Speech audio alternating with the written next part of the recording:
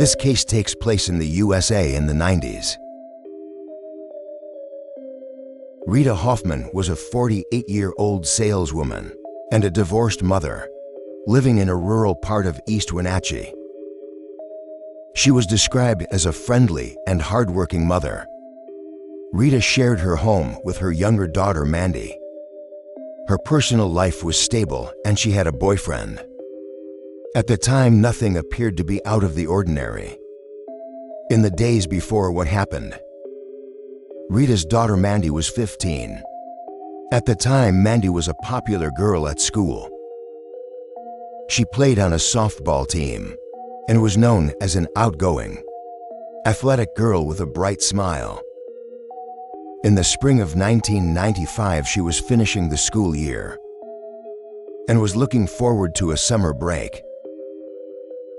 But it was also around this time that a 25-year-old man drifted into the city in Washington and rented a place just a few blocks from Rita Hoffman's home.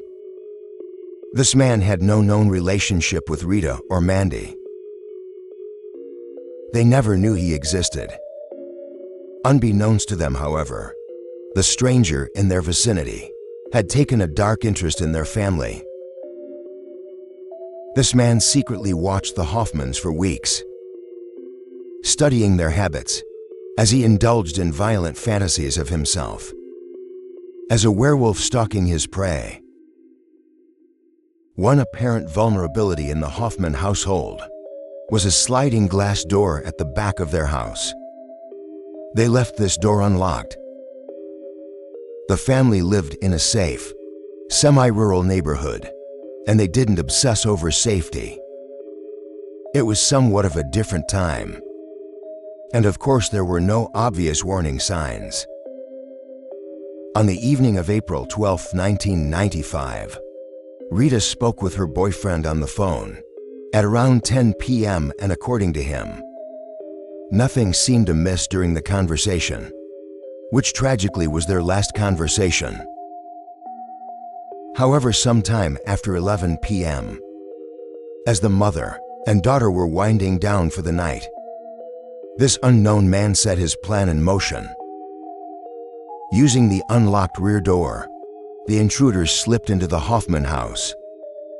Under the cover of darkness, their neighbors heard nothing. Inside the Hoffman household, Rita and Mandy were in separate rooms. Rita was relaxing in the living room when this man approached her, brandishing a knife and wearing a ski mask. Before she could even make any noise, the killer ambushed her and repeatedly stabbed her, at least 31 times, mainly to the upper chest and the neck.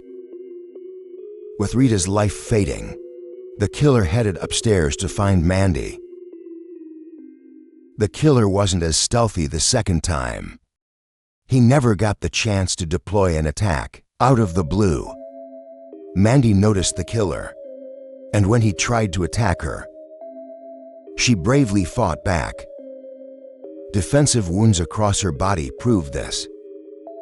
But the killer was a grown man. He managed to inflict several stab wounds to her neck and chest just like he did to her mother. The only distinguishing act was the fatal strike, delivered by a powerful blow to the side of the skull with a baseball bat. And believe it or not, it was after the murders took place that the real depravity began.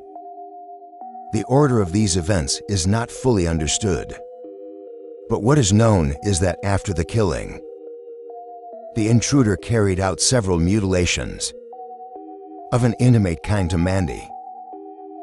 The killer essayed her posthumously. He then reached for the baseball bat once more and forced it deep into her abdomen, through her privates. He then sliced open her torso from the groin area and moved around her organs. It's also suspected that the killer consumed her blood. And the mutilation didn't just stop here. The killer then drew his knife once more and began cutting the tissue away from Mandy's private area, which he then draped across her face as she lay on the bed with the baseball bat still in place. A truly grotesque display. This psychopath then undertook similar mutilations to Rita. However, he omitted the essay. It appeared that she was too old for his taste. Nevertheless, he opened her abdomen, exposed her organs, and chopped off her breasts, and placed them on her nightstand. She too was left in a degrading position on the couch. The killer was in the home for around 2 hours and left shortly after. The next morning then rolled around. Rita also had an elder daughter who didn't live with her at the time. Her name is Angie. Angie grew concerned when she couldn't reach her mother or sister by telephone. This was out of character. They would always answer the phone. So later on into the morning, Angie got into her car and made her way over to the house to check on her family. Angie found the front door locked, so she walked around the back, entering through the same sliding door that was left open. Inside, she was met with a scene of pure horror. Nobody should have to experience what she experienced. The distraught sister ran to her neighbor's house, screaming for help, and the police were called right away. And with this, the investigation began for one of America's most gruesome murders. Given the heinous state of the victims, investigators immediately summarized that robbery or financial gain was not the motive. The brutality spoke to a deviant and sadistic killer. The challenge was that the perpetrator had left no obvious clues, like fingerprints or known DNA in the home. Nonetheless, police began piecing together subtle evidence from the neighborhood and the crime scene. One of the first breakthroughs came from a neighbor's account. They reported seeing a black Chevrolet pickup truck parked near the Hoffman residence on the night of the murders, specifically at around 11:30 p.m., which detectives determined was roughly the time of the killings. This struck investigators as significant. That very lead soon intersected with another event from the same night, about 11 a.m. on April 13th. Roughly 2 hours after the likely time of the murders, a police officer noticed a lone male sitting in a black pickup truck near the Hoffman home. The officer who saw this man thought it was strange, so he approached, but here's the strange part. The man inside the black pickup truck immediately got out of his truck and raised his hands as if anticipating an arrest. The officer questioned the man briefly. The man identified himself and claimed that he was just out for a drive. Seeing no obvious evidence of a crime at that moment, the cop let the man go with a warning. He had no idea that he had just come face to face with a killer who had just killed 2 people merely hours before. This information immediately elevated the unknown pickup driver to a person of interest in the double homicide. The suspect was soon identified as a 25-year-old man who had recently moved to the area. However, there wasn't enough evidence to arrest him just yet, so authorities discreetly placed him under 24-hour surveillance. While forensic work was underway, investigators then began digging into the suspect's background. They learned that he was staying in a rented basement room only a short drive away from the Hoffman house. A woman who lived in the same residence told the police that on the night of the murders, this man had left the house at around 11 p.m. and did not return until 2 a.m. The timeline neatly fit into the window of the crime. As surveillance continued, detectives also obtained a search warrant to gather physical evidence. During the trailing of this man, officers observed him discarding a piece of clothing. This piece of clothing was a ski mask, soaked in what appeared to be blood. They retrieved it and found that the blood on the mask matched one of the Hoffman victims, and notably the blood was saturated around the mouth area of the mask, suggesting that the wearer had pressed his mouth to a wound, leading investigators to think that this man had drank their blood. On April 14th, just 2 days after the murder, investigators made another crucial discovery. A 12-inch kitchen blade was found, hidden in a garbage can outside the hall, where the suspect's truck had been seen by the officer. The knife had dried blood all over it, and it was missing from a set in the Hoffman's home. Kitchen knife block. This was the murder weapon. The police now had more than enough evidence to arrest this man. And so on April 19, 1995, a team of officers approached the suspect's residence and arrested him without incident. The man now in custody was identified as Jack Owen Spellman III.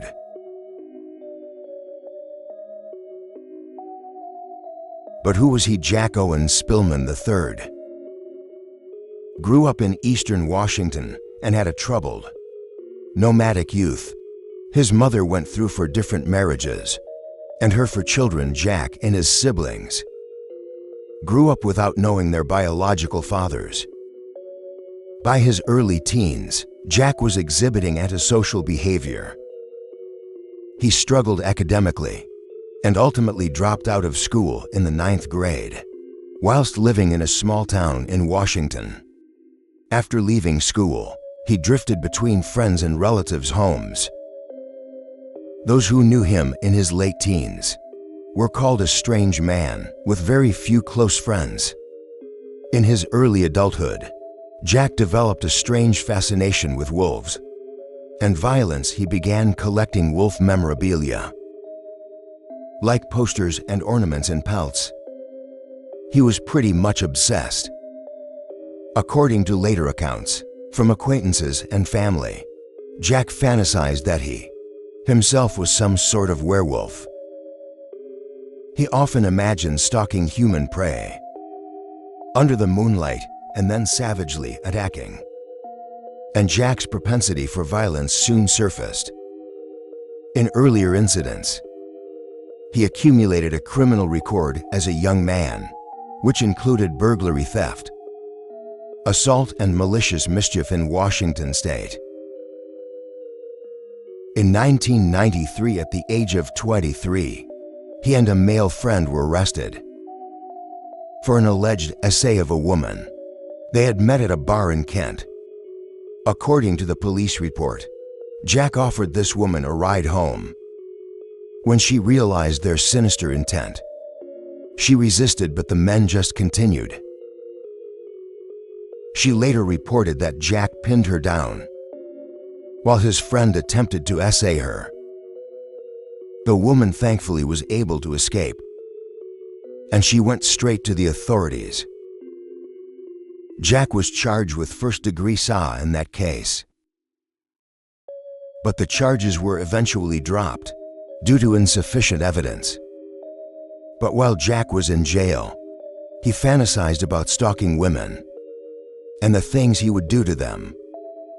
A fellow inmate also stated that Jack would always voice his desires for becoming a notorious serial killer when he got out of prison. In fact, he would often talk about the things he wanted to do to girls with strange intensity whilst in prison. He took out books from the prison library and obsessed over content about how to not get caught for crimes. He then learned to to shave his entire body before committing a crime, to reduce the chances of leaving hairs and DNA. After the charges against him were dropped, Jack was released. Jack had an IQ of a fourth grader well into adulthood, so job prospects were not endless for him. For employment, he held various menial jobs. At one point, he worked as a butcher's apprentice, a fact that prosecutors would later highlight, given the precise and gruesome manner in which he dismembered his victims. Some sources even claim that butchering the animals aroused him. After his arrest, Jack was charged in Douglas County with 2 counts of aggravated first-degree murder for the slaying of Rita and Mandy Hoffman. These charges carried the possibility of the death penalty under Washington law. Prosecutors announced that they would indeed seek the death sentence, given the unbelievably gruesome nature of his crimes. In mid-1995, as forensic evidence piled up, the case against Jack for the Hoffman murders was rock solid. The trial was scheduled for August 1996. Jack initially pleaded not guilty and appeared to be motionless in early court appearances, although facing the weight of evidence and the prospect of execution. Jack abruptly changed course in the spring of 1996, just for months before his trial was set to begin. Jack Owen Spillman III entered a plea agreement with the prosecutors. He agreed to plead guilty to all charges in exchange for the state dropping its pursuit of the death penalty. But then, in an extremely surprising development, Jack admitted to another murder. For reasons that remain somewhat unclear, Jack voluntarily confessed to the murder of another victim, 9-year-old Penny Davis. In September of 1994, Penny told her brother that she was going to go out for a walk, but that she wouldn't stray too far from home. However, Penny did not return home that day. She was later discovered on March 28, 1995, in a shallow grave. Up until that point, Penny's case had remained officially unsolved. But as part of the plea deal, he admitted his guilt in Penny's case as well, thereby resolving that case without a separate trial. Jack's admission regarding Penny Davis caught some in law enforcement off guard. Authorities had suspected his involvement, as he did live in the same building as Penny at the time, but they lacked any direct evidence to indict him. Jack offered no detailed account of how he killed Penny, and her remains were decomposed to determine the exact cause of death, and Jack just refused to elaborate, perhaps due to the level of depravity. Having said that, investigators did know that Penny's body had been posed in a grotesque way, similar to the Hoffman victims. It later emerged that Jack had returned to Penny's shallow grave after the murder, exhumed her corpse to commit acts upon her body, before then burying her again. On April 30, 1996, Jack formally pleaded guilty to 3 counts of first-degree murder. He was 27 years old at the time of his conviction. For the aggravated murder of Rita Hoffman, the judge sentenced Jack to life in prison, without the possibility of parole. For the murder of Mandy, Jack received a consecutive 70-year prison term. Additionally, for the murder of Penny Davis, he was sentenced to 45 years and 6 months in prison. The sentences were set to run back to back. In total, Jack effectively received a life sentence, plus 115 years, ensuring that he would never leave prison alive.